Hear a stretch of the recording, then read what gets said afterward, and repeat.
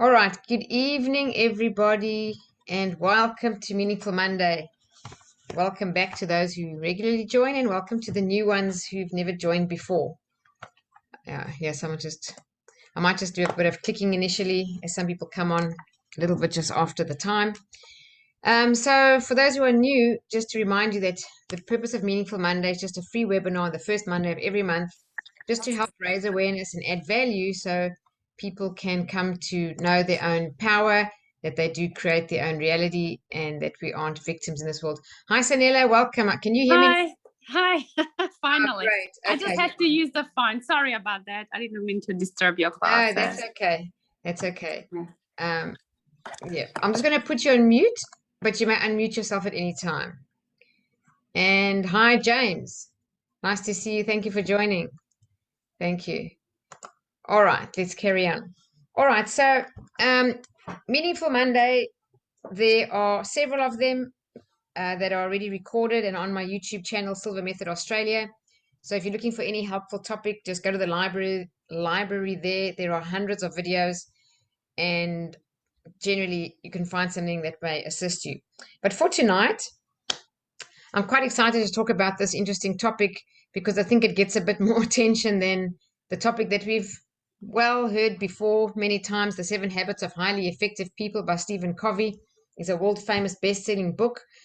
So what actually happened was his son, his name is Sean Covey, he wrote a book called, even more alarming than this title, he wrote The 7 Habits of Highly Effective Teenagers.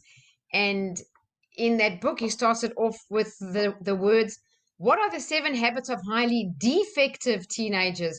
So he actually used the word defective. I thought, no, if I put defective on the subject, I'm going to scare people away and they're going to shut down and unfollow me. I thought it's not about being defective, but there are habits that are ineffective. And actually, I've read the 7 Habits of Highly Effective People years ago, and I've read the book summary many times over, just as like a refresher. Every couple of years, I Google it and I pull it out and I read that summary. And yes, it's helpful, but I have to say it was enormously more helpful to actually read about the 7 habits of highly defective teenagers. And it's not just teenagers, this applies to everyone. And I think when I share this with you of what the ineffective people do as habits, it really goes, oh, wow, this makes so much sense. Now I understand why the 7 habits are what they are. So stay with me. We're going to go through the 7 habits first, and I'm going to take you through what is it if it's not a good habit? What if it's the opposite? What are the ineffective habits? And we all, I have to say, have that from time to time. And I think, as I say, Meaningful Monday is about raising awareness. Awareness is the first step to change. So when I share this with you and you have more awareness, a penny may drop. Now, just also to remind you, I don't know if you have teenagers or not, but this content really comes from a book written for teenagers, and it is absolutely fantastically written. And if you have teenagers, please, I ask you, share this with them or call them to come and sit with you. Let them join, because we really do form lifelong habits in our teenage years, even before that, but we really put them into concrete in our teenage years. And that's a good age to correct them or to improve them or shift them from bad habits to good habits, is in our teenage years. So I'm all about helping the youth, creating a better world. So if you can share this with any teenagers that you know, please do share it with them. It's free, it costs nothing, and it's just, I don't know, at the most an hour of their time. But it may really help them. All right, so let's kick off. So I'll just start off with a quote by Stephen Covey himself. It says, anytime we think the problem is out there, that thought is the problem. The problem is never out there, in other words. So we empower what's out there to control us. And this is when we really lose our power. So the change paradigm is outside in. So in other words, what's out there has to change before we can change, or what's out there has to change before I'm going to be happy. Well, the proactive approach is to change from the inside out, and rather look at it this way: to be different, that's us, by being different, to effect positive change in what's out there, I can be more resourceful. I can be more diligent, I can be more creative, I can be more cooperative. So I really find it helpful, especially when we're triggered. When something happens and you get annoyed, and it happens to everybody, just in a fraction of a second, we get triggered and we get annoyed. This quote will really help, just to always remind ourselves that once we think, oh, the problem is that person, and if they just wouldn't do what they've just done, I would feel better. Well, actually, let's turn that around and say, what if I was able to maintain my center? What if I was able to maintain my poise and my mood and my vibration, or whatever you want to call it, and understand that I can control the way I'm going to feel right now.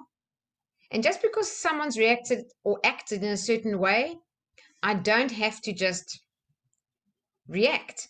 So when we think that people outside of us are the problem, I know it's difficult because sometimes people really do some things that are very destructive, or they affect us in a significant way. At the same time, it's also empowering to remember that we do hold that control. We control what we think and we control what we feel. So it even helped me. I had a bit of a rough situation yesterday, and when I read this today, because it bothered me a lot of today, it says anytime we think the problem is out there, that thought is the problem. And I just reminded myself that thinking that the problem is out there is the problem. I need to remind myself that I am the solution, and how I think and feel is up to me. And sometimes we need to be the ones who are stable emotionally and mature, and have compassion for people who act out the way they do that causes us to feel triggered, as actually they're not in an okay place if they've done something which makes us feel as if we are triggered. Hello, Jolanta, and welcome. I just saw you come on there. All right, so the 7 habits. Let me start. Okay, here are the 7 habits, and they've been put into this diagram as a tree, which I think is very helpful. There's a slide missing here. Just hold on a second. Sorry. Yeah. There's a slide missing here. All right, it doesn't matter. I'll just tell you what the 7 habits are. Let's start at the bottom and read up. So habit number 1, this is from the 7 habits of highly effective people. So I'll share you what's effective first, and then I'll share with you what's ineffective. So one of the 7 habits that makes you effective is to be proactive. That means that you are not reactive, and you prepare or plan before things happen. In other words, you take charge of your life and you take full responsibility, and you are thinking ahead. The habit number 2 is begin with the end in mind.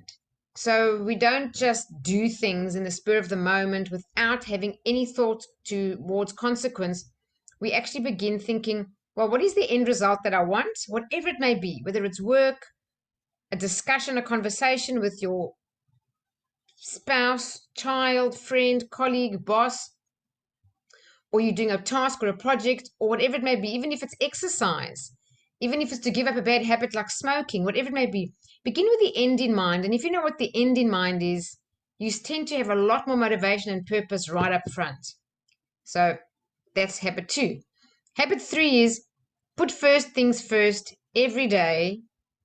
Start with the first thing and do nothing else until that first thing gets done, and then move on to the second thing. So that's about prioritizing. And it says there, work first, then play. So again, it's having that plan, and it is being disciplined enough to avoid distractions and procrastination, which are bad habits, and making it a habit to start with the most important task first every day, and really switch off all the things that may distract you, like your phone, your emails. Even take your phone, switch it off, put it in silent, put it in another room. I put it in a drawer in another room, and get an important task done. Do nothing else until I've completed that task, and then get up, have a bit of a pause, have a cup of tea or a glass of water, do something to move around it, but have a stretch, and then get on to the second task.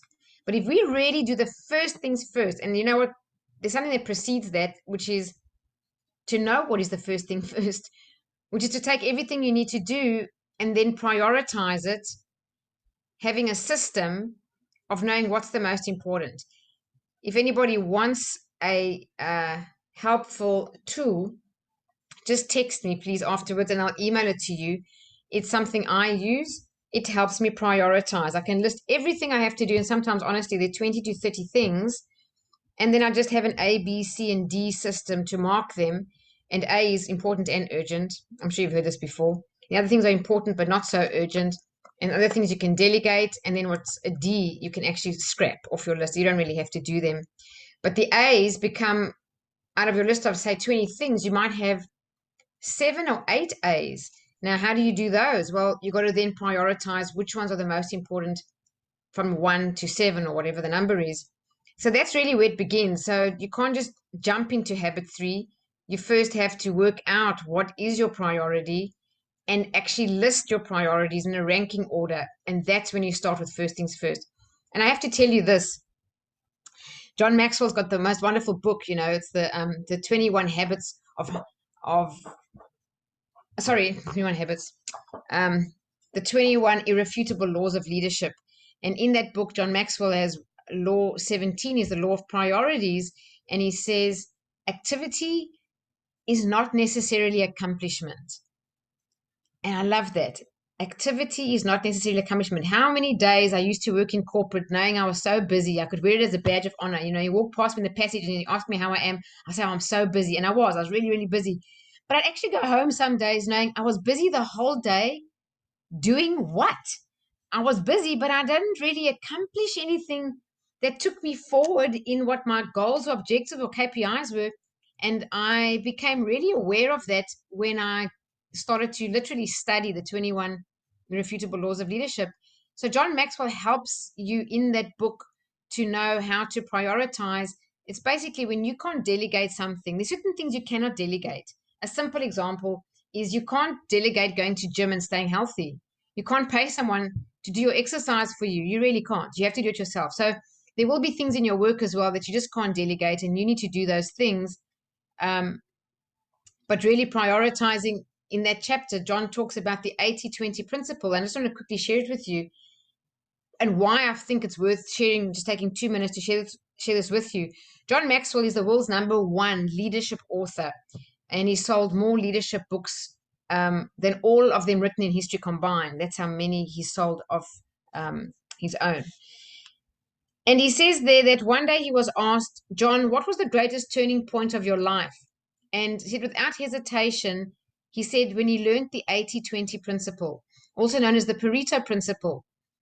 And he said he was sitting there in university in a class, and the professor was saying to him, this is the Pareto Principle, and basically it exists in all areas of your life. 20% of the clothes you have, you wear 80% of the time.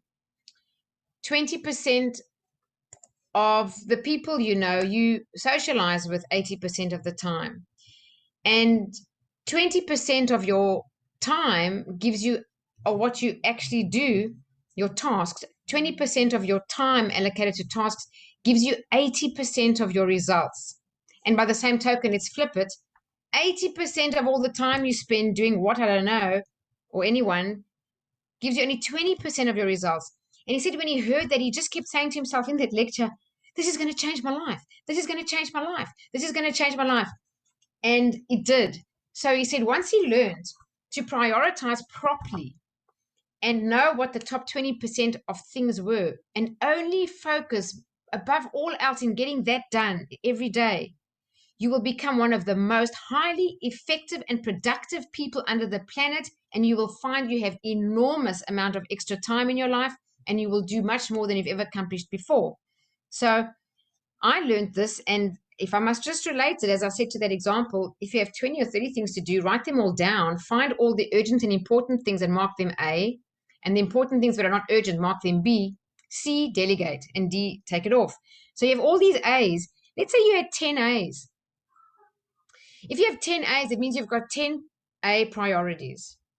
Well, if you use the 80-20 principle, it means that 20% of those 10, which is 2 out of the 10 will give you 80% of your results. John says if you only do the top 20% of your tasks every day, and only that, you will be highly effective and never miss a thing in your life. And it sounds a bit over promising, but I have to tell you it is true. And it actually works in a almost snowballing effectiveness kind of way, because once you've done the top 20, it's sometimes only like it might take you till midday. And now you've done the most important tasks for that day, and you've got the rest of the day done. And you've got other tasks that are far less important.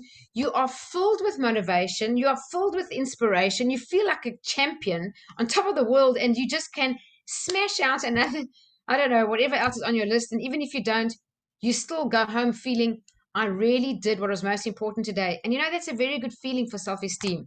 So I just have to spend time on that. So thank you for your patience. That's habit 3. Then now, so the bottom 3 habits there, if you can see what they are actually self-mastery. So they are all about you and your self-discipline and your own private work, a you and you deal. And that's where you must begin. With being proactive, begin with the end in mind and put first things first, learn to prioritize. That's self-mastery. Once you've got that, like kind of honed, that skill, those habits, you then move on to 4, 5, and 6, which are really about relationship improvement or teamwork improvement. So 4 is think win-win. Never think win-lose. Never try to have the upper hand and ever think, the only way I'm going to gain is by someone else's loss. No, always try and make it a win-win situation. And it's true, it can be. It's just having a different mindset.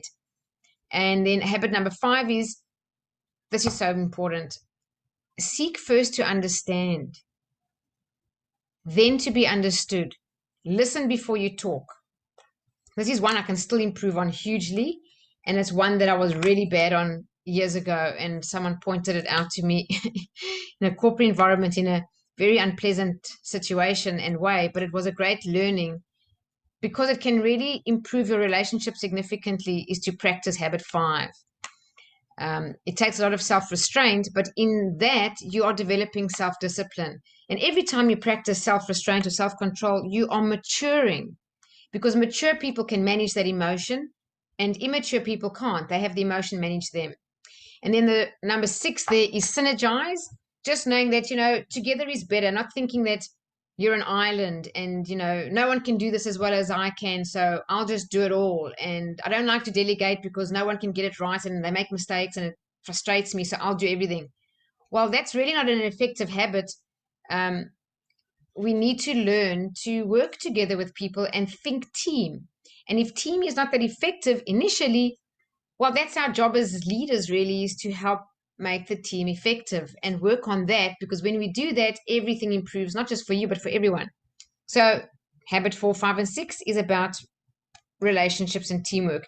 And then habit 7 is the habit of renewal. It's that habit that feeds all the other 6. So it's sharpen the saw. That just means that you can't keep sawing a tree and sawing a tree and sawing a tree. The saw will eventually become blunt and not really work. So you've got to take time out and sharpen that saw and give the saw a rest, basically, and renew it, and then put it back to work, and it works like a charm. So for you in your life, you also need renewal. And renewal can be a rest, taking a break, like a few days off, or it could be self-development, where you're doing things that are good to improve you, like take a course, or do some form of self-improvement of whatever it may be, reading a book even. And that's also sharpening the saw. All right, so now you know what the positive habits are. Let's just jump into the ones of ineffective people, which I have to just remind you, the guy said defective, and I thought that would be a bit harsh to write, so I wrote ineffective. So yeah, they are. The first one is just the opposite of the first 7. The first one was, be proactive. So the first one here is react. This is a habit we really must break if we have it. To react. To react means to blame. It means to blame all of your problems on others or on something. And people who blame have a victim mentality. So, when we react, the truth is we are taking no responsibility for our life. And when we blame, it becomes a pillar of drama. So anyone who lives in the world of reacting and blaming is a drama queen. Just have to say that. And drama is addictive, and we do need to break that habit. And it really starts with us. Some people say, oh, but everyone in my family is full of drama and I can't really get out of it. No, you are in charge of yourself, and you can choose not to get into that cycle of drama. So I just want to read from a note I've made here. It says, as it relates to emotional life, drama is a state. A state. Drama is also a situation or a series of events involving intense conflict. So we don't need to get involved in that. So, you put these together, this thing about drama and blame and reacting, and then you really have the definition of a person who's what we call dramatic. And that's how you can recognize them. A person who's dramatic is a person who acts as if they are in a state of intense conflict. The second one is begin with no end in mind. Now, this may sound like what's the big deal? Well, if you begin with no end in mind, it means that you actually don't have a plan. People who don't have a plan or don't begin with the end in mind actually avoid goals at all costs, and they don't often think about tomorrow. Now, there's always going to be consequences if we don't plan. And when people are like that they begin with no end in mind, they don't worry about consequences of their own actions. And that's very, very dangerous. They just live for the moment. And I'll just give you a few examples of very bad habits, which can really just give a good, these are just good examples, is like to gamble. Gamble is exactly that, or to drink excessively, or even to have an affair. A person who has an affair doesn't worry about the consequence of their actions at that time. They are only thinking about that moment that they're in. So they don't have the mind that says, this isn't actually right. It can cause complications in my relationship. Where's this going to lead? Is this what I really want down the track? They don't think that fast. They just act in the current moment. This is why it's really important. Whatever we're doing is to always think into the future and understand that all our actions have consequences. And even on a positive side, if you looked at it, when it comes to saving or investing, I was talking today at the property office. I also help clients invest in property. And I was talking to Mike, who owns 2020 Property Advisory. And there's a client of ours, he's only 50 or 48 or something. And he's got enormous wealth. He's got about 4.5 million in borrowing capacity, and he's got 2 million cash in the bank. And Mike said, what does he earn? And you think he earns hundreds of thousands. He doesn't. He earns about 90,000 a year. So Mike said, how did he get all that wealth? And it was that he started early. He started early investing at 21, and he had a plan, and he saved, and he paid his mortgages down, created equity, bought another property, paid that down as fast as he could, created equity. And it's just about planning from a young age on being effective with his money and thinking about the future. And look what he's created in 30 years. It's an extraordinary amount of wealth. And he's not special. He just thinks differently, and his habits are highly effective.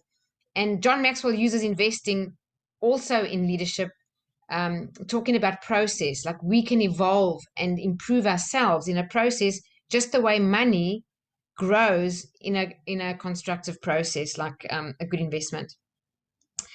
All right, and then number 3 is put first things last.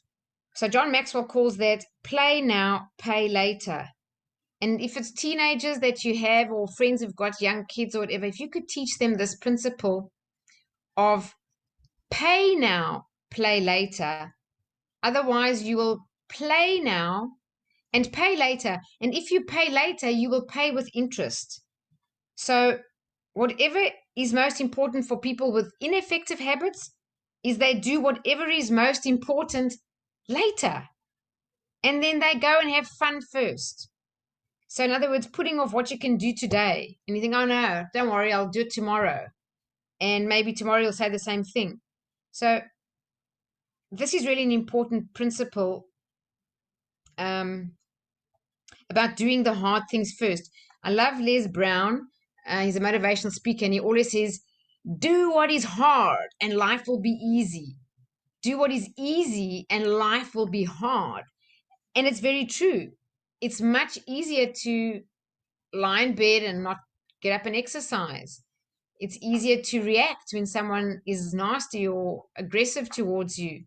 It's easier to shout back at someone who's shouting at you. It's easier to just have fun right now and play and not worry about the priority that you have and do it later or do it tomorrow or waste the whole weekend when you've got one little thing of work to do on the weekend, let's say, and you don't do it on Saturday morning, you don't do it on Saturday afternoon, then you say, I'll watch a movie on Saturday night and you leave it. That is basically what the habit is. And as Les Brown says, if you do what is hard, so you do it first, whether it's exercise, eat well, have good habits, meditate, whatever it may be, your whole life will become easier. Even studying or doing personal development, all of you sitting here, investing your time, watching a webinar on a Monday night for an hour and a half is proof that you invest in yourself. So I commend you. I can't get through the computer, but I give you a high five there through it if I could to say, well done on you, because this is an example of doing, I'm not saying what is hard. You obviously love yourself and you invest in yourself, which is great. But for some people, that is hard. It's much easier to just sit on the couch and switch on the TV. But they do that day in and day out. And you getting something out of this to improve your life and people around you. And people who don't, they don't get anything out of life. And it's true, life for them becomes harder. So there you have it. The next habit is think, win, lose. Well, we know what that means. It's to have a competitive mindset. We're doing a mastermind right now called The Science of Getting Rich. It's absolutely phenomenal. And there's a whole lot of repetition throughout this book on the danger of having a competitive mindset. And we actually have this a 30-day exercise or challenge to write every day, to think abundance regardless of appearances. And that's all to do with having an abundance mindset. If you have an abundance mindset, everything is easier and you create good outcomes and even prosperity, money, and wealth in a far better way, better relationships, and even better health. And a competitive mindset does the very opposite. And this is thinking that there's lack and limitation and there's not enough for everyone to go around. So if I don't get my share, then I'm going to lose out. And when someone gets theirs and if they succeed, it means that I've lost something. And that's really not true. There's always more than enough for everyone. But if you tell that to people who are not like you listening to this, they will argue with you and they will prove to you that there is lack and limitation. And I find it a very interesting debate. You'll sit there and say, no, there's only abundance. I say, no, there isn't. There's lack and limitation. Come look at my bank account. Come see my bills. And they will say that. But did you know that what comes first? Is it that thinking or the circumstance? Is it the circumstance that gave them that thinking, or is it that thinking that gave them the circumstance? Well, I have to tell you with absolute certainty, and I'm very confident in saying this because I've experienced this in my own life on both sides frequently, many times. When my thinking is wrong or competitive, I struggle financially. And when my thinking is the opposite, one of abundance and there's more than enough, I have more than enough all the time plus some. And it really is a beginning and end of just the way we think. It's a mindset. So it's always mindset first, and then life just proves our beliefs back to us. Thanks. You see, it's abundance. I just got a cup of tea. So I'm just talking about abundance. I already manifested a cup of tea. So guys, just, keep doing it for yourselves. It works just faster than you can think. All right. The next one is seek first to talk, then pretend to listen. Oh man, I'm so guilty of this in my life. I have to just tell you, and it's really an area of improvement, and it does help relationships significantly when we are aware of that. So people who seek first to talk are always expressing themselves first. They, telling your side of the story first, always giving your opinion and not taking the time to really understand what was said. And even when we do stop to listen, we're actually not listening to understand. We're actually listening to work out how to reply. So the whole time it's a strategic move in our head whilst we are silent for a bit that we're going to come back with a better rebuttal, and make our point heard. When I became a coach and I went to the John Maxwell team event in 2013, I joined the John Maxwell team in 2012. Coaching is about listening, and it's a questioning technique. So it's not mentoring where you help a person with your experience. It's not. It's a questioning technique that's very powerful, drawing out of the person the answers. And that was really when I realized the importance and the power of actually listening and really trying to understand why the person says that. That's interesting. Why would they think that? It's so interesting. Being curious. Why would they say that? Where does that come from? And the more curious you are, the better you listen, and purely just to understand. If we could be coaches in all our relationships, I'm telling you, we would have fabulous relationships. So think about that. Put it in your back pocket. Think about a relationship where you're having a bit of friction or you're struggling a little bit. Or if you have teenagers again and they have frictional relationships with their friends, perhaps, try to share this with them and just say, you don't have to believe it, just test it. Just test it for a week. Every engagement you have, try to exercise self-control and make a point of understanding that other person fully first and put yourself really in their shoes.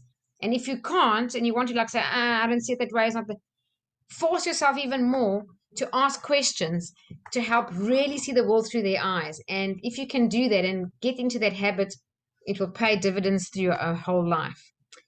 The next one is number 6. People who pride themselves on working better alone. You know, they don't want to cooperate. They'll tell you that they have all the good ideas. So why on earth should they work with others? They just hold them back, or they disrupt their workflow, or whatever it is. And maybe people are not their type of people. So if they're not my type of people, why should I try and have a relationship with them? Have you heard that before?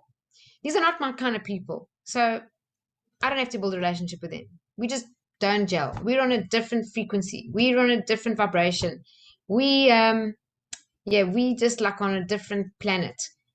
Well, the truth is, if you read books about relationships, John Maxwell's got a fabulous book called The 25 Ways to Win with People. And he says the big problem with bad relationships is that we want everybody else to change.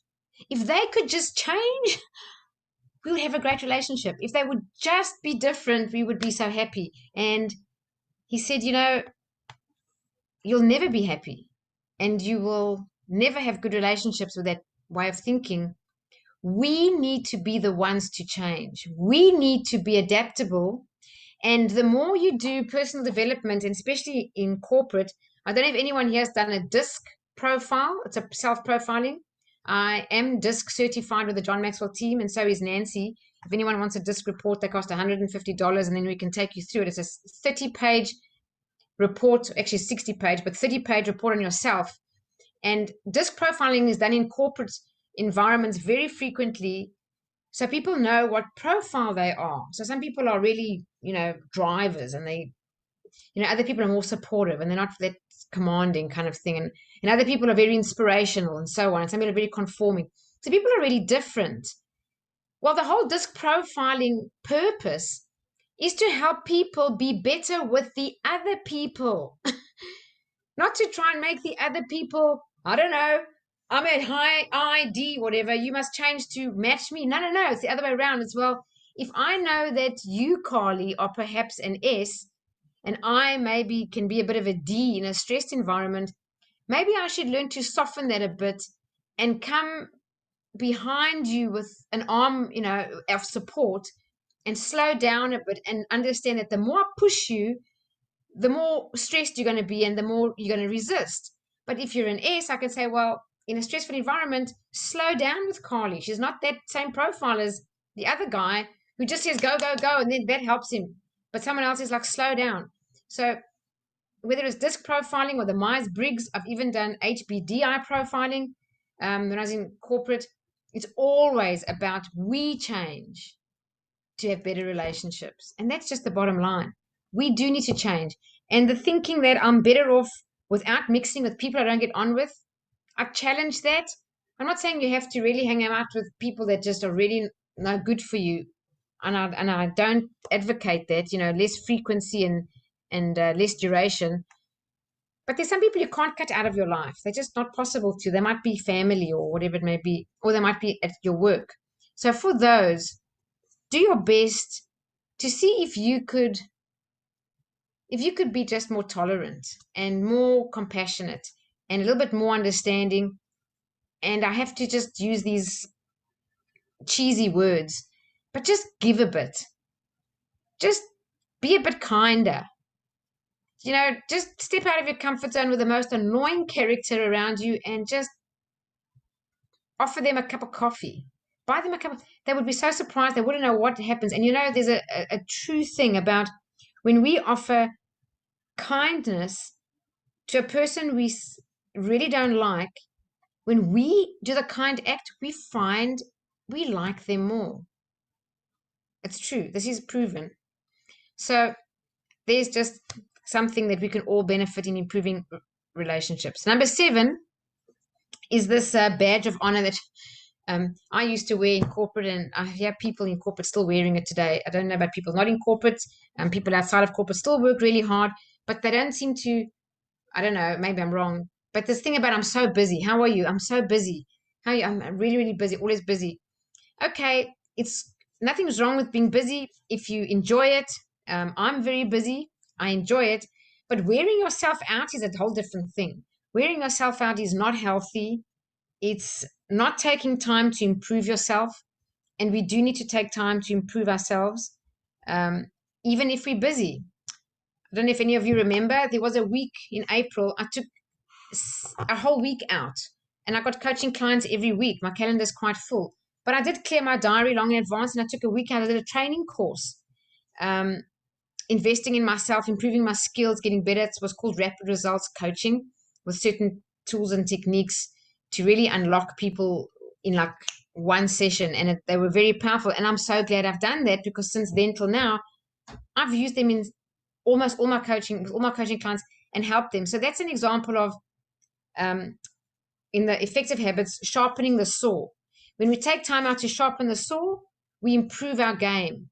We become better at what we are. We master our craft. And in that way, we help other people more.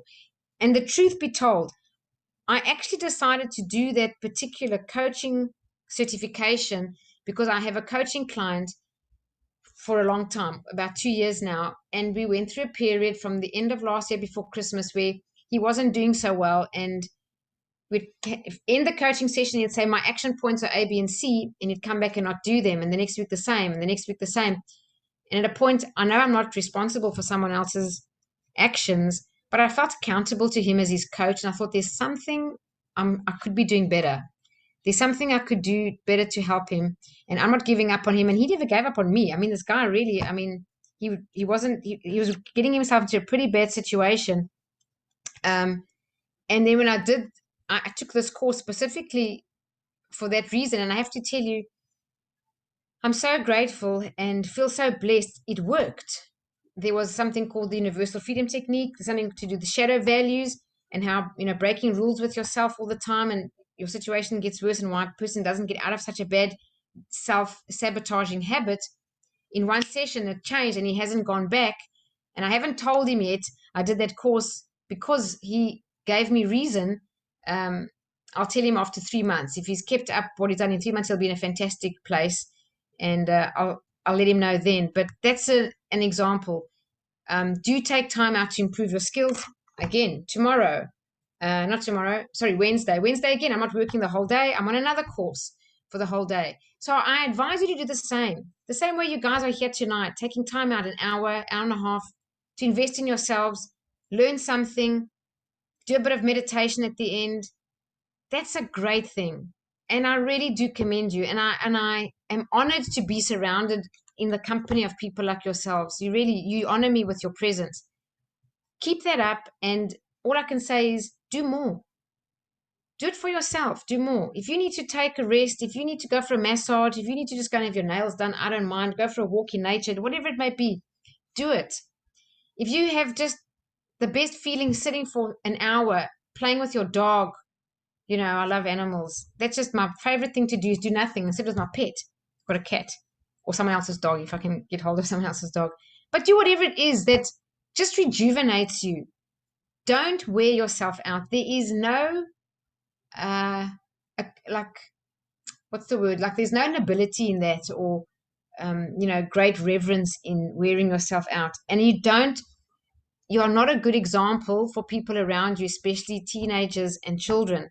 If children or teenagers watch their parents wear themselves out and then get sick and take a whole week with flu because they're now unwell because they just burnt the candle at both ends, you're teaching them wrong habits. Because really, a person who wears themselves out doesn't love themselves enough to take care of themselves.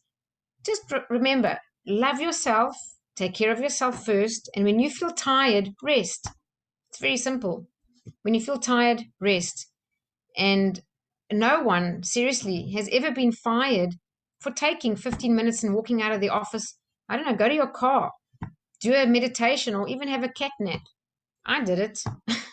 I did it before this webinar tonight. I had time. I was finished and ready by 7 o'clock. I did the long relax, 30 minutes. I feel like a champion. I've got so much energy now. I was a bit tired at the end of the day. I had a long day today.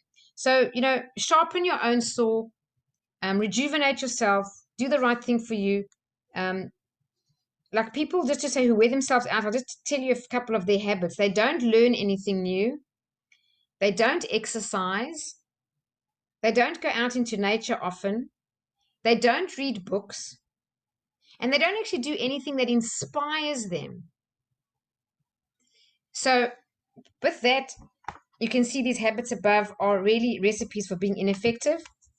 And many of us, including myself, have indulged in these at some time or other in my life. And when I saw them, I thought, yeah, this is really good to share. What is the opposite? It just helps us be aware of what we can be doing. So let's look at what habits are so we can understand how to change them. So most people do not listen with intent to understand. They listen with intent to reply. Okay, I said that. Yes. Yeah. So habits. Good habits are things like exercising regularly, meditating daily. Yes, daily, every single day. And if you don't, keep going, keep trying, get back on track, do your best, and preferably in the morning to meditate daily.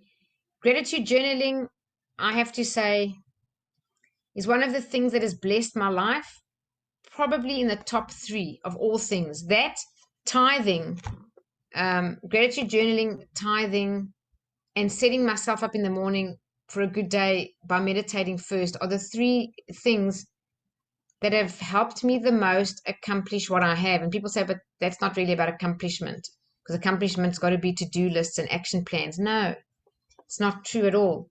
It's really these good habits. And then bad habits really are negative thinking, especially negative self-talk. We beat ourselves up. We criticize ourselves more than anyone could criticize us. And that's why the cancel technique in the Silver method is just so helpful. If you have a negative statement like, oh, I'm so stupid, I did whatever, cancel, I'll do better next time. Just have a positive statement and override it. Blaming, as I said before, that's a victim mentality. You don't take responsibility. And John Maxwell said one day on stage, he was talking and he said, if you take 100% responsibility for everything in your life, the good, the bad, the ugly, everything, you will find you have more motivation to achieve your dream. And that really stuck with me. And I was in corporate still back then, and I was unfairly paid for a bonus. I did the top sales that year, and I got about 15%, 15 of the correct bonus amount. They'd made a mistake. And they never fixed it, and went back and forth, and my boss changed, and it was like, who said what and when? It never got resolved, and I was like so angry about this injustice. And I was at the John Maxwell team when this just happened, and I remember John Maxwell saying, stop going around thinking what it is that you can get. Start thinking about what you can give, and take 100% responsibility for everything. And if you do, you'll have more motivation to achieve your dream. And I knew at that time, at some point, I wanted to leave corporate and live my dream, which was doing what I'm doing now. And I went back and just let that all go. And I just changed in that moment. He said that, and things actually all worked out for me. And there was a big learning in that. When we have the mentality of going around of what we can get, we never feel satisfied, and things often disappoint us. When we get rid of that notion and we think about what we can give, and if I could just add value. And the truth was, when I got back to corporate after that event, I looked at my boss and I actually saw him as a 5-year-old boy in grown-up's clothing. And I realized he hasn't got the confidence to fight for my bonus. He hasn't got the confidence to stand up and argue with the director or the HR person. He was also new in the role. And I thought, I'm so angry with him, but he's doing the best he can. He really is. I don't think anybody deliberately wants to do that to anyone. But he doesn't know how to do it more than he has, and doesn't want to make enemies. He's just new in the company. And just with that change in mindset, I just had a lot more compassion, and I let that thing go, and really everything worked out for the better. And I also became happier, and things worked out. I'm where I am, and I got what I really wanted today. I didn't ever get that bonus, by the way, but I let that go. And I think that was the most important thing, is that holding resentment, blaming people, having that victim mentality doesn't help you at all. Just take responsibility for what we can change and let the rest go. This is just a great understanding of 2 types of circles of influence. If we look at the bottom, it says the one on the left, you can control inside influences. So you're inside the circle of influence, and you can influence out into the things around you in your life that are what you call the circle of concern. That's having a proactive focus and a positive energy, knowing that you are 100% responsible. On the right-hand side, it says the bottom here, you cannot control outside influences. This is a reactive focus. This is just a mentality. It's not that it is this way. It's just 2 different types of people, types of mentality. The one on the right here sees the circle of concern as something they can't control, impacting them. The arrows are all going in. And this is a negative energy, and it's kind of, it says there, reduces the circle of influence, and the one on the left, enlarge the circle of influence. So when you're a victim on the right-hand side, and you imagine things on the outside affecting you, you really do give up all your power and your ability to change things. So I think the best thing to do is sort out your problems that you face into 3 areas of control. Direct control, indirect control, and things that you have no control over. So direct control problems reside within the circle of influence, and these again are subject to our what we call private victories and habits 1, 2, and 3. That's being proactive, begin with the end in mind, and do first things first every day. That's what we have direct control over. Indirect control problems are still within our circle of influence, and they are subject to our public victories. And these are habits 4, 5, and 6, and 7, which is think win-win, seek first to understand, then to be understood, to synergize, and last but not least, to sharpen the saw or rejuvenate yourself.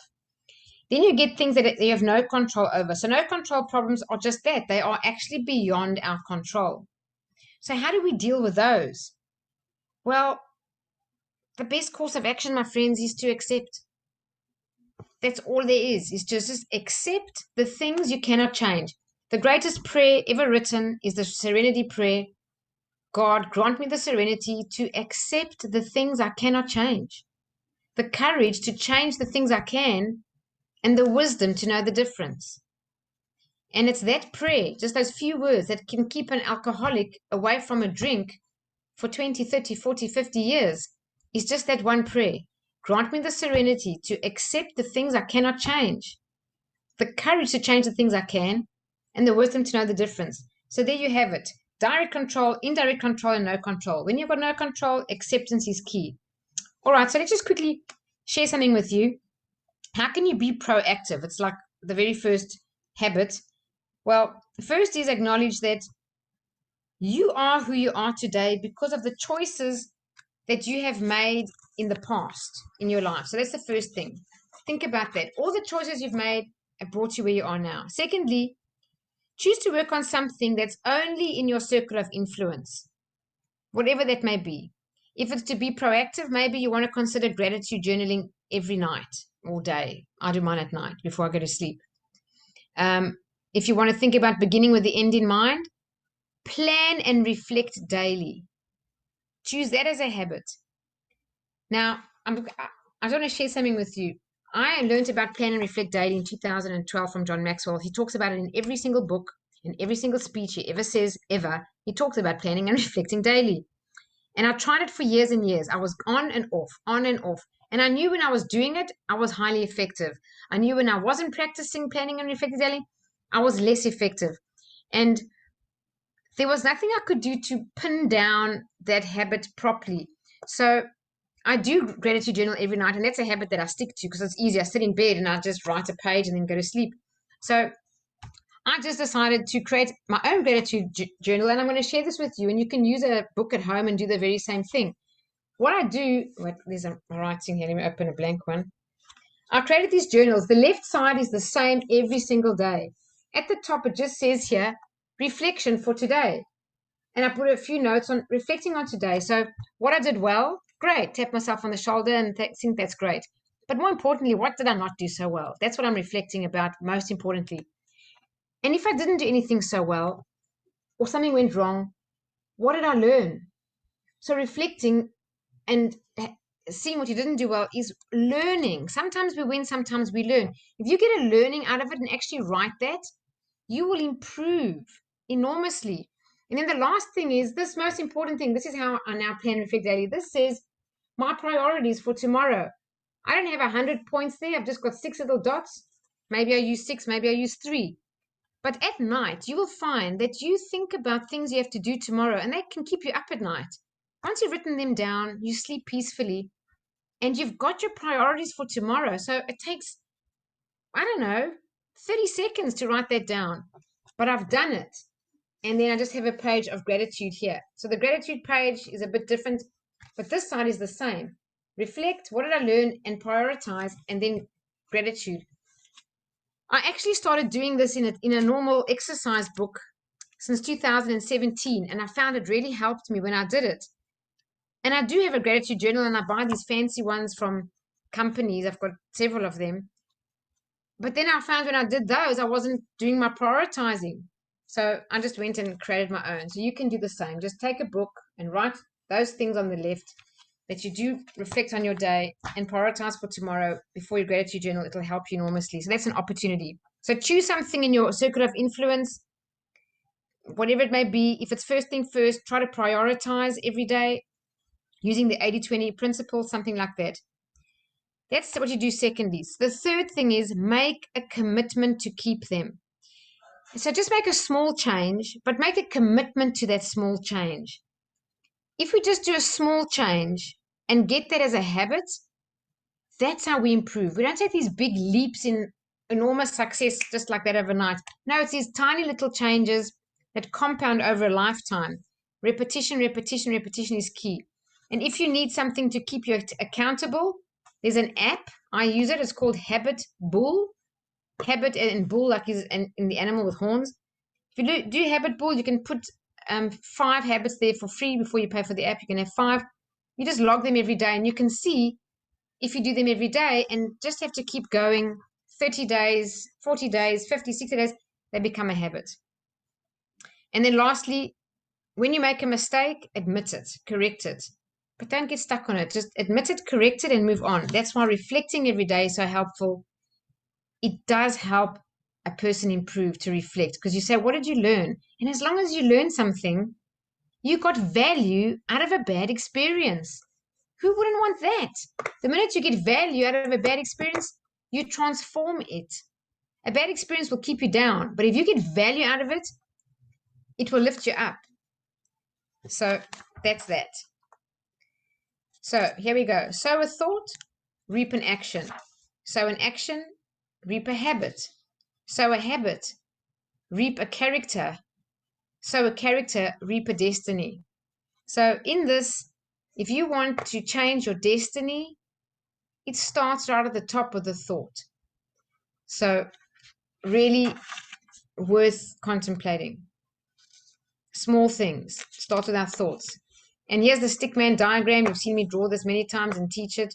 Just to tell you, an idea we think enough in our mind repeatedly with repetition becomes impressed in the bottom here, the subconscious mind. So imagine this is the head, this little tiny thing is the body, and we get our results from the action of the body. So our conscious mind, we can choose any thought, and we have these ideas, and then we get emotionally involved with them, and with emotion, we actually impress them into the subconscious. And once we do that enough, that becomes a fixed idea or a habit. And let me tell you something, habits and beliefs, which is the same as a habit, run your life. They create your living experience. So if you want better results, it starts with creating better habits. And that's by choosing some new idea with repetition, commit to it, practice it daily. If you need to visualize yourself doing that habit and improving, do that, because visualizing is the best way to impress into the subconscious a new idea. Alrighty, so quickly the benefits. What are the benefits of these 7 habits? 1 is to get control of your life. 2, it does improve your relationships. 3, you will make smarter decisions for sure, especially when you plan and prioritize. 4, you get along with your peers. That's about listening better, synergizing, win-win, thinking like that. Overcoming obstacles, that's not being a victim. That's taking responsibility, finding your own power, never blaming the world. Number 6, to be more disciplined. Well, that's what creating new habits is. It's bit by bit being disciplined and creating new habits. Number 7 is define your values and what matters to you most. That's what you get from the habit of first things first every day, or being proactive and planning. When we plan and then we prioritize, you show yourself what you value and you show yourself what's important to you. And then also habit 7, which is sharpening the saw, is also about what matters to you most. Renewing yourself, rejuvenating, investing in yourself. Get more done in less time. This is very, very true with prioritizing. You will be so effective. That 80-20 principle, it works. So give it a go if you haven't before. Number 9, be happier. Absolutely. And you know what really comes into your life, this happy, is self-esteem. The better habits you have and the more disciplined you are in practicing them, you do become happier, better relationships, but also you feel good about yourself. And number 10, find balance in your life. So I don't really buy into this balance, work-life balance. We're never going to get absolute balance like 50-50. It's never going to be that way. But what we're really looking for is harmony. When we say balance in your life, it means that you balance, that you don't overdo any area. For some people, yes, they do work way harder than they play and have fun. I think we all do. It's just about finding harmony and giving yourself that rejuvenation. And that's when you find it's a balanced life more than, balance is not 50-50, but it's more of a balanced life. All right. We see the world not as it is, but as we are, or as we are conditioned to see it. So we can condition ourselves for better. That's what new habits does, or visualizing to create these new habits and practicing them. And then last but not least, I'm not a product of my circumstances. I'm a product of my decisions. So in other words, I'm responsible 100%, and I create my own reality. All right, guys, that's it. I hope you enjoyed that and you got something out of it. Was it helpful? Thanks, Jacinta. I got a little thumbs up there. Couldn't see everybody, so I just hope it was helpful for everyone. Okay. Thanks, Carly, and whoever else. Thank you, Jolanta. So we're going to just quickly tell you what events are coming up, and then we're going to do a quick meditation.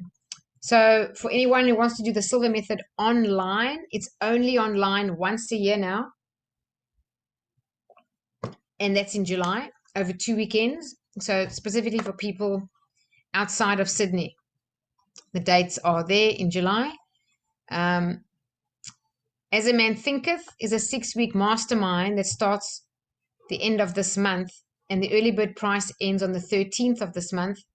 If anyone hasn't done As a Man Thinketh, a 6-week mastermind with me before, I really do recommend it. If we go back to that slide that says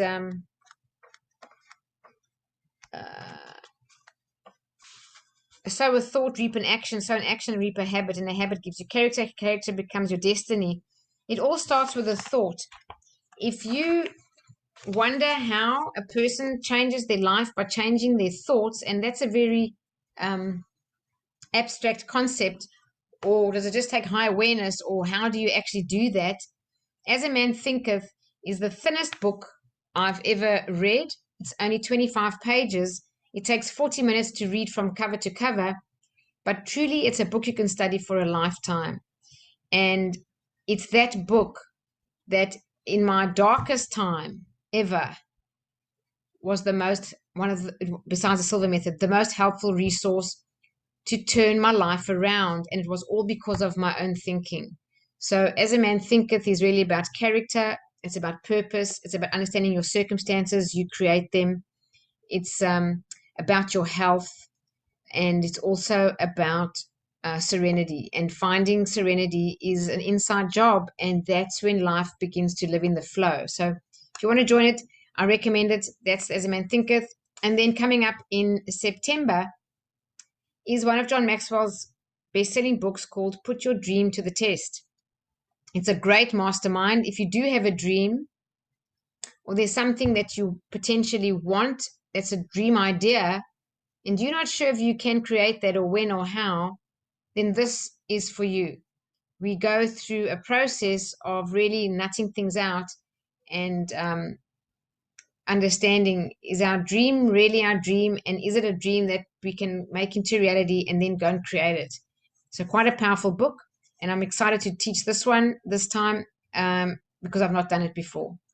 I have read it and I wasn't ready. I was asked years ago by people I was doing another John Maxwell book mastermind on, what book do you want to do next? And they found John Maxwell's books and they asked for this, and I thought, I haven't lived my dream yet and I don't feel qualified to teach it, but I do feel qualified today to really share this, because it's been a journey in my own life. I speak from experience, 20 years in corporate, and I was terrified to leave, and I went through some emotional and mental struggles to get there. But now that I'm there and looking back, this book is fantastic. And if I, applied more of this then, I might have got there quicker. So it's just to help other people fast track that for themselves. Someone jumped a thread here to me. Thank you, Serena. I didn't even know you were on. Hi, Serena. Thank you. Thank you, Palash. Welcome. I didn't know that you were there either. Great. I have been using this today. Excellent. And just can you guide me, ma'am, about silver techniques? I just want to know for 3 times daily meditation, which techniques I have to use for daily meditation. All right, Palash. For now, I'd say the long relax is free and it's on my website, Silver Method Australia, or my own website. Download that. If you SMS me, I'll send it to you on your phone. But do the long relax as a daily meditation until you find something else that you want to use to visualize, or I can speak to you on the phone. But the long relax is really helpful. It helps you generate focus, better health, healing, and just calmness. And there's just 20, 30 benefits, even things we're unaware of regarding our body and our health from that. All right, let's meditate. Are we ready? Any questions? Firstly, unmute your microphones if you do have any questions. You're welcome to ask me. Otherwise, I'll just get the music up here.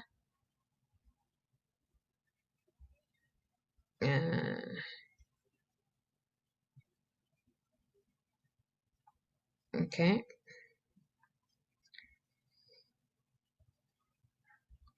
All right, so if anyone's new to Meaningful Monday, just grab a pen and paper if you haven't got one in front of you yet. And you might think that's a bit strange because we're going to meditate. But this is a guided meditation, and once you're deeply relaxed, I'm going to ask 3 questions for you in the first person.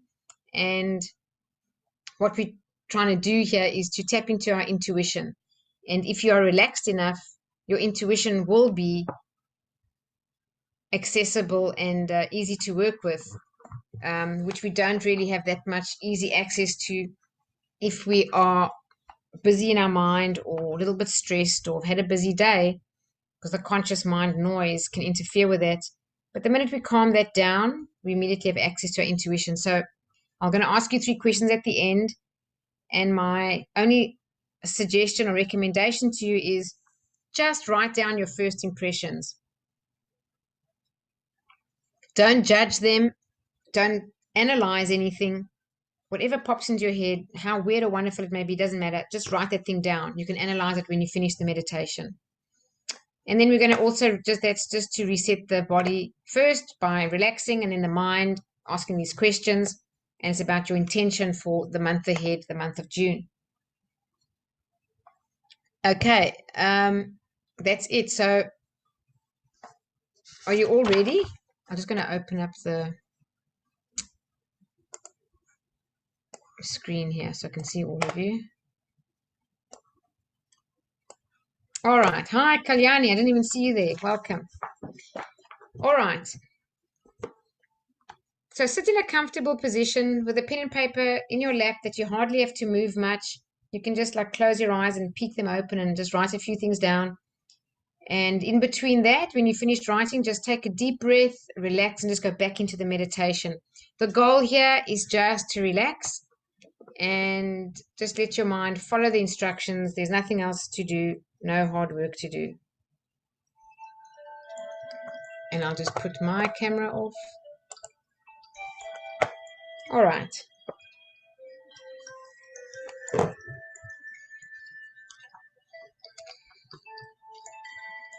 So find a comfortable position. Close your eyes and take a nice deep belly breath in. And as you exhale, just exhale through your mouth like an ah, or as if you're blowing out a candle. Just really take that deep belly breath in and let go completely as you relax. And exhale with a complete release. Just like that. And every time you exhale, just allow the tensions in your body to dissolve and release and kind of melt away. So take another deep breath now in. And as you exhale, just feel your body relaxing.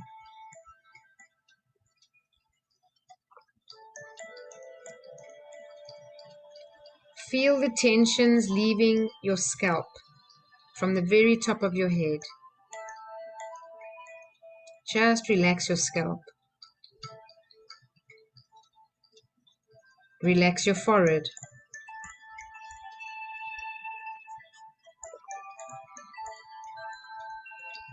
Relax your eyes. Relax your eyelids.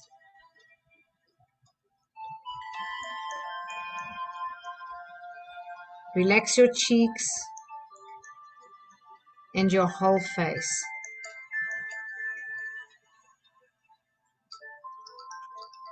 Relax your tongue and your jaw.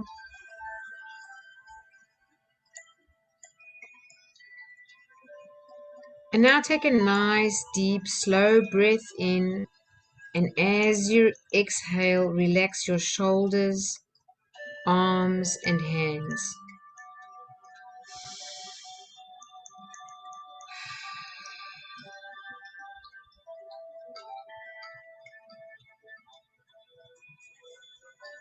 Relax your neck all the way down your spine. Feel your back relax.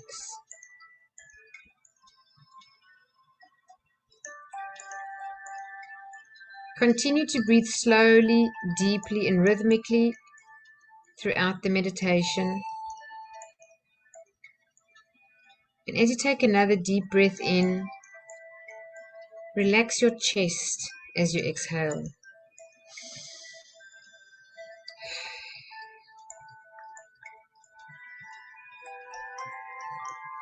Take another slow, deep belly breath in. And as you exhale, relax your abdomen.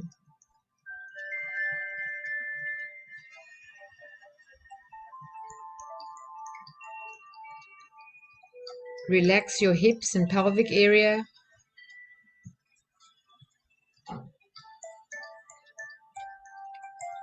Relax your thighs.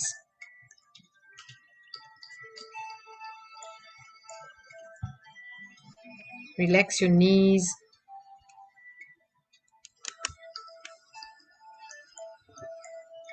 Relax your calves.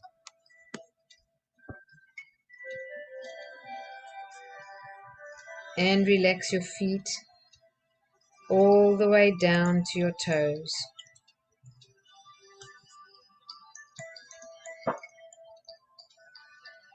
You are now experiencing a deep state of relaxation.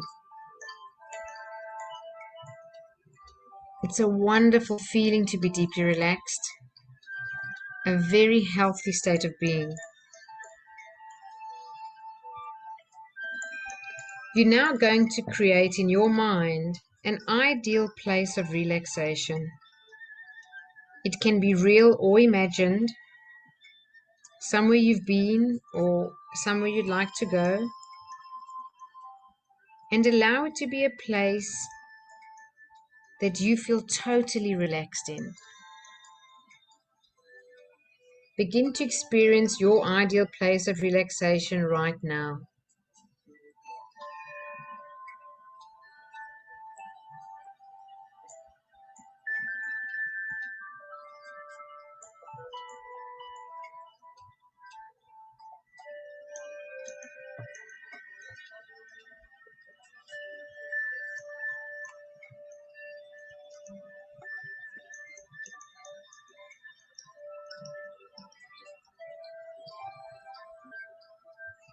Now that you've created your ideal place of relaxation, you're going to add a waterfall of white light into the scene. Place this waterfall wherever you choose. The waterfall is gentle, allowing you to stand under the cascading white light. This light is a healing energy, a clearing energy. Your waterfall of white light is now created. Walk over to the waterfall and stand under this white healing light. Allow the white light to swirl around you, encompassing you within its glow.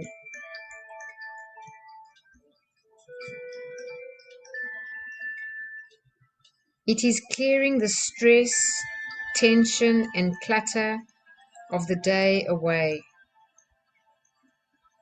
As you stand under this cascading white light,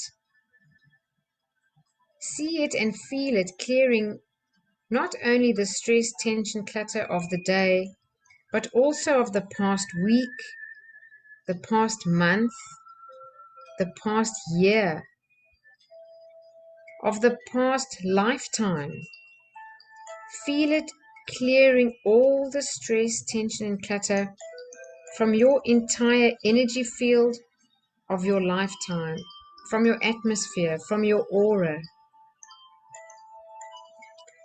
And as this white light clears your energy, just notice how much happier you look.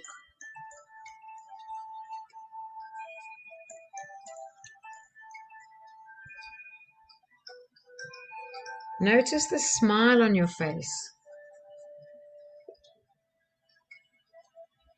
See how the weights that you've been carrying are no longer a burden. Notice how your energy field is expanding out as you are radiating love. This waterfall of light is always available to you whenever you need it. All you need to do is close your eyes and imagine your ideal place of relaxation and immerse yourself in this healing white light.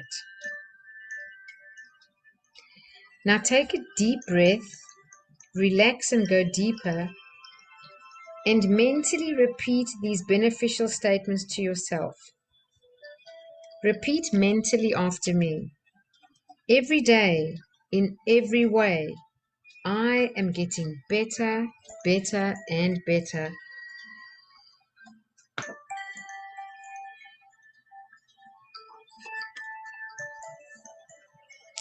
Positive thoughts, suggestions, and images bring me benefits I desire.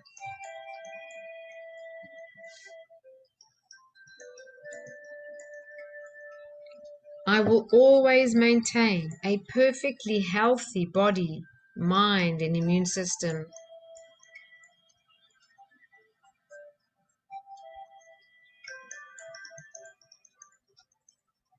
The following statements are for your better health. Keep in mind that from now on, I will be speaking in your place. Every second, every minute, every hour, every day, every cell, tissue, organ, and system of my body is revitalized, restored, and renewed, resulting in a perfectly healthy body, mind, and immune system.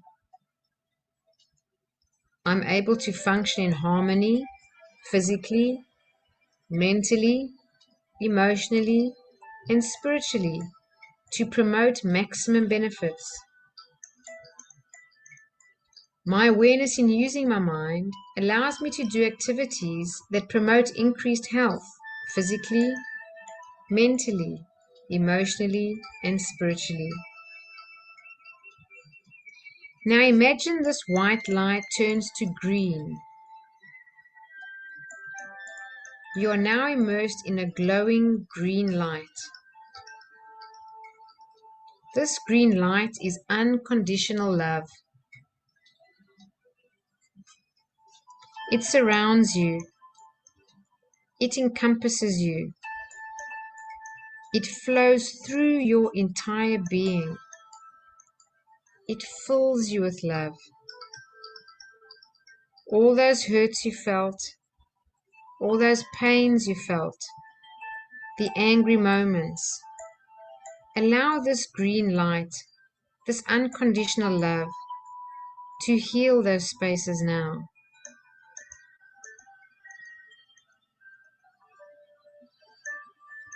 You are an amazing human being. You deserve love. You deserve joy. You deserve abundance. And you deserve peace.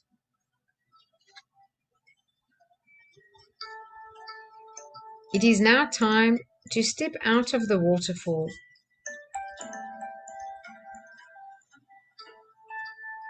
Step out of the waterfall of light. Your energy field is now clean and clear. You are centered and energized. You are able to think more clearly, focus more easily. You are in the flow of universal love and energy. Take a moment now to bask in this feeling of connectedness.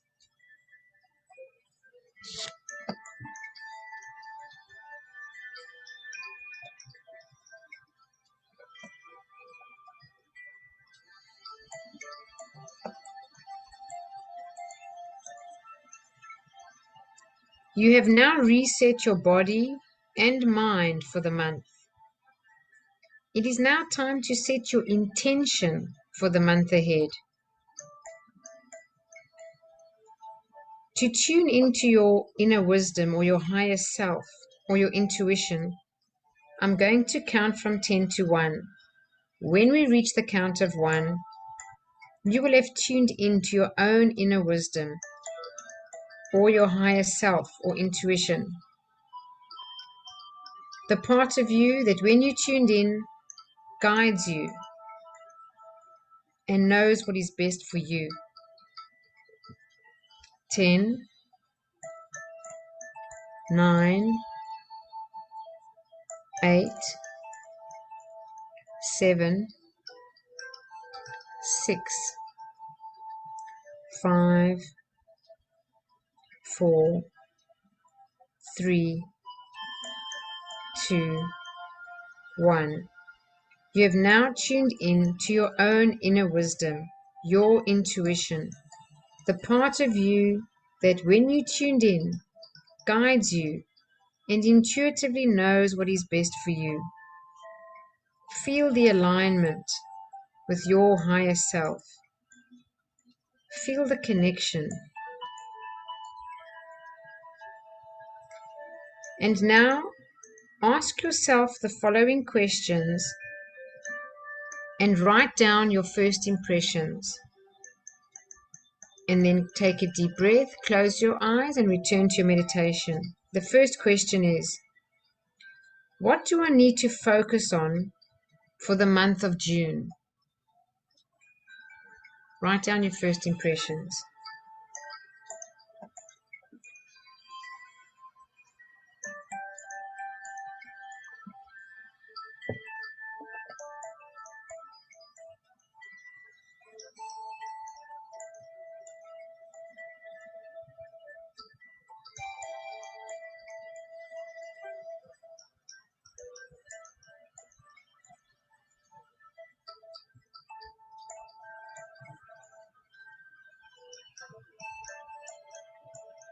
Whatever comes to mind, write it down, then take a deep breath, close your eyes, and re-enter your meditation and calm state.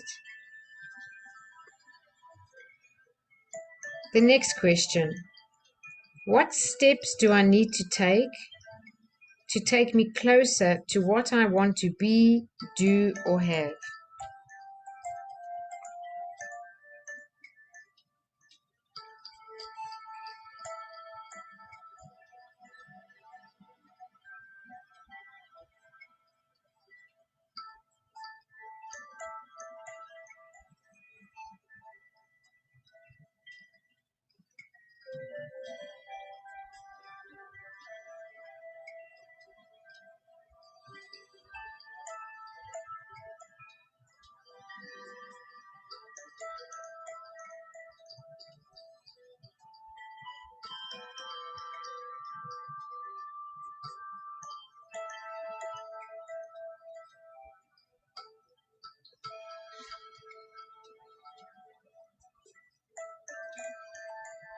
Remember to write down anything that comes to mind.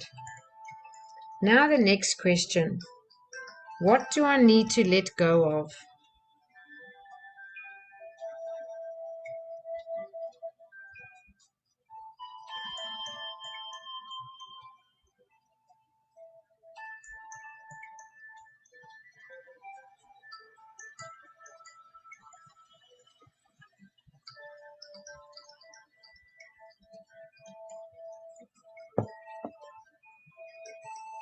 What do I need to let go of?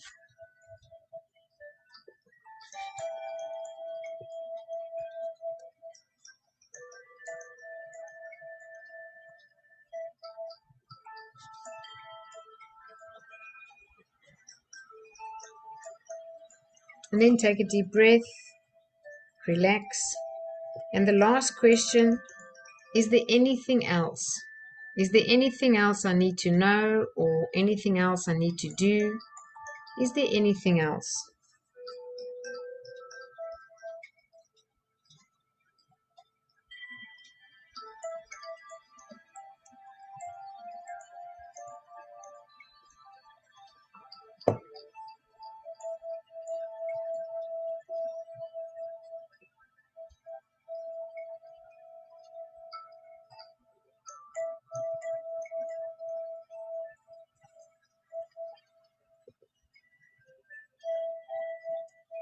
And allow a deep breath, and as you exhale, relax. Just bring your attention back to your body.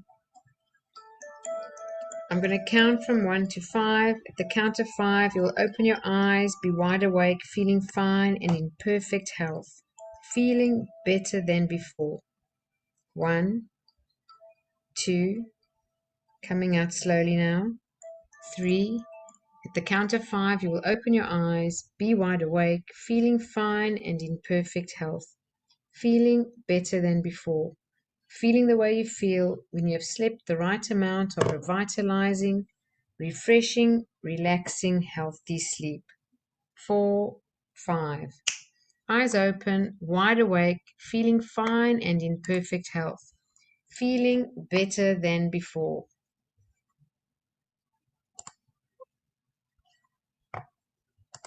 Okay, welcome back, everybody. Do you feel better?